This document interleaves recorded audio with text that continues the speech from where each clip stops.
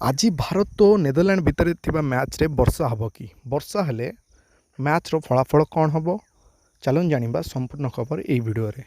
आज 27 तारिख रे भारत और नेदरलैंड भितर सिडनी क्रिकेट ग्राउंड रे हवा जाउची विश्वकप परवर्ती मैच। एठारे वर्षा हबार कौन चान्स नहीं। वेदर रिपोर्ट अनुसार सिडनी पाग बहुत भल अच्छी और बिना विशृंखल विदाउट वर्षा ये मैच टी होगा जाउची। विश्वकप पूर्ववर्ती मैच न्यूजीलैंड और अफगानिस्तान मध्य थिला जहाँकि वर्षा जो धोई जाता।